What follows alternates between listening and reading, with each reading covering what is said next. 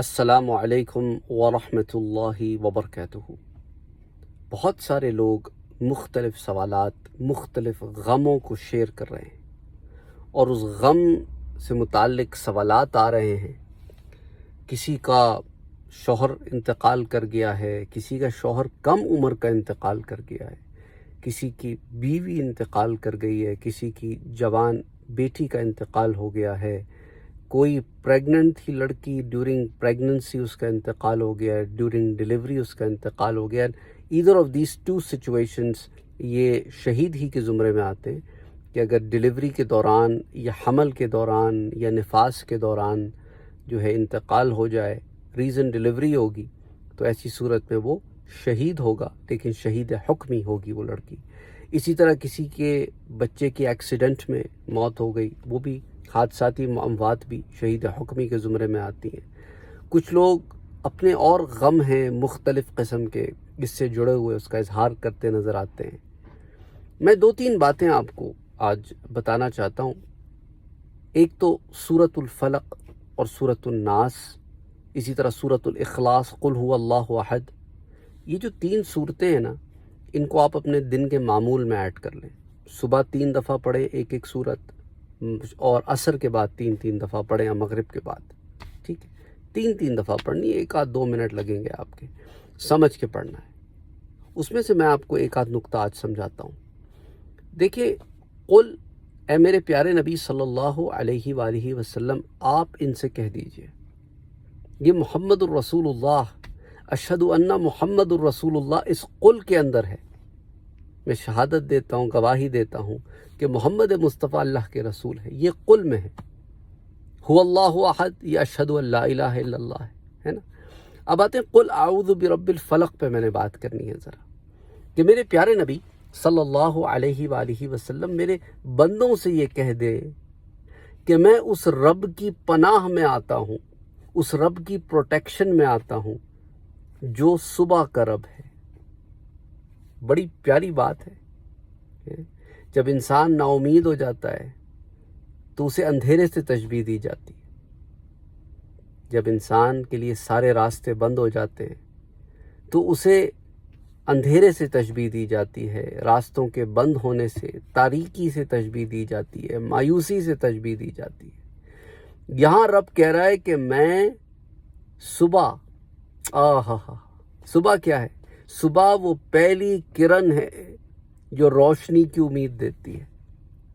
میں پناہ میں آتا ہوں، اس رب کی پناہ میں آتا ہوں جو صبح کا رب ہے، جو ہر امید کا رب ہے، نا امیدی سے نکالنے والا رب ہے، روشنیوں کا رب ہے، روشنی دیتا ہے۔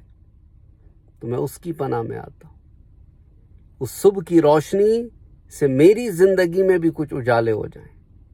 کتنی خوبصورت طریقہ ہے نا اسی آیہ مبارکہ کو ایک دفعہ یوں دیکھنے کا، کہ آپ اسے امید کی نظر سے دیکھیں۔ یہ وہی رب ہے جو کہتا ہے کہ وَاللَّيْلِ إِذَا يَغْشَىٰ، قسم ہے اس رات کی جب وہ کیا کرتی ہے؟ چھا جاتی ہے۔ لیکن میرے بندوں، وَالنَّهَارِ إِذَا تَجَلَّىٰ، تو قسم ہے اس دن کی جو چڑھتا ہے اور چھائی ہوئی تاریکیوں کو کاٹ کے رکھ دیتا ہے۔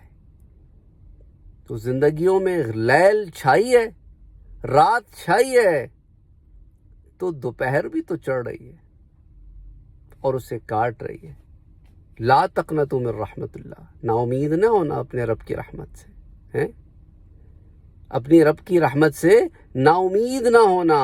اور دیکھو، والضحیٰ، ایک تو اس کا ترجمہ ہے قسم ہے جب دن چھا جائے، اور ضحیٰ میرے پیارے نبی صلی اللہ علیہ وآلہ وسلم کا بھی نام ہے نا، اس میں مبارک ہے۔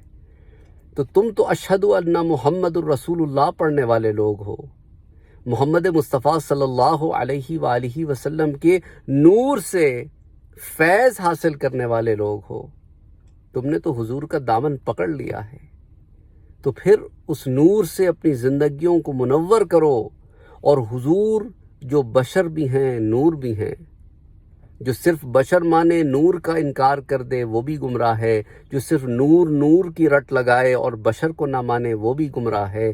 ہم تو بشر بھی مانتے ہیں اور نور بھی مانتے ہیں، اور حضور کو نور عطا فرمایا گیا ہے بصورت قرآن، جو کلام اللہ ہے، جو ہمارے درمیان موجود ہے، اسے مضبوطی سے پکڑو، اس سے اپنی زندگیوں کے اندھیروں میں چراغ روشن کرو، اور حضور صلی اللہ علیہ وآلہ وسلم کی اطاعت اور اتباع سے اپنی زندگیوں کو منور کرو۔ اطاعت اور اتباع کا فرق ہے، وہ کبھی میں انشاءاللہ تعالی آپ کو بتاؤں گا۔ دونوں ملتے ہیں تو بات بنتی ہے، پر دونوں میں ایک ذرا سا فاصلہ ہے، فرق ہے سمجھنے کا۔ تو اللہ تعالیٰ قرآن کریم میں ان تمام آیات کو جو بیان فرماتا ہے، ان کا ایک ظاہر معنی بھی ہے، ظاہر معنی بھی ہے، اپیرنٹ میننگ بھی ہے، اور ایک اس کا باطنی معنی بھی ہے۔ تو اس باطنی معنی سے اپنے دل کے اندھیروں میں روشنی جگائیں۔ یاد رکھیں یہ دنیا تو وقتی ہے، یہاں پر ایک خیام ہے تھوڑے دنوں کا، پھر آگے منزل پہ جانا ہے۔ اٹھ باندھ کمر کیا ڈرتا ہے، پھر دیکھ خدا کیا کرتا ہے، اور یہ ٹھاٹ پڑا رہ جائے گا جب لاٹھ چلے گا بنجارا۔ تو بہرحال اس کے بعد تو اگلی منزل کی طرف کوچ ہے، ابھی عشق کے امتحان اور بھی ہیں۔ تو اللہ عز و جل صبر کرنے والوں کے ساتھ ہے، ان اللہ مع الصابرین۔ صبر کا دامن نہیں چھوڑنا، نا امیدی نہیں رکھنی۔ زندگی کے امتحانات آتے ہیں، ان امتحانوں ہی کی تو جزا ہے۔ جو چلے گئے اور حکمی شہید ہی ہو گئے، ان کا تو ایک طریقے سے معاملہ اللہ نے ان پہ بڑا کرم کر دیا، اور پیچھے رہ جانے والے اگر صبر کا دامن نہ چھوڑیں تو ان اللہ مع الصابرین، اللہ صبر کرنے والوں کے ساتھ ہے۔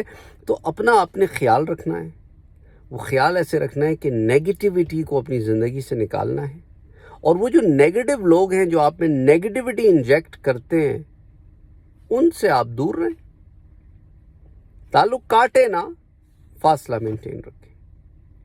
اور اگر ایسی بے غیرت نامراد اولاد ٹکرا گئی ہے جس نے، کچھ لوگوں نے اس کی شکایت بھی کی ہے، تو پھر اللہ سبحانہ و تعالی کہ ہاں جو ہے وہ ان کا حساب ہوگا، یہ نہ خیال کریں ان کا حساب نہیں، ان کا حساب ہوگا۔ آپ غم نہ کریں، زندگی کی آزمائشیں ہیں، اللہ نے کہا ہے کہ ہم تمہیں آزمائیں گے، کبھی خوف سے، کبھی بھوک سے، کبھی تمہاری جانوں میں، کبھی زندگی کی آسائشوں میں، آلائشوں میں۔ تو بس ہر ایک کے ساتھ مختلف امتحان لگے ہوئے ہیں۔ اللہ سبحانہ و تعالی ہمیں ان امتحانوں میں کامیاب کرے، بس یہی دعا ہے۔ السلام علیکم ورحمۃ اللہ وبرکاتہ۔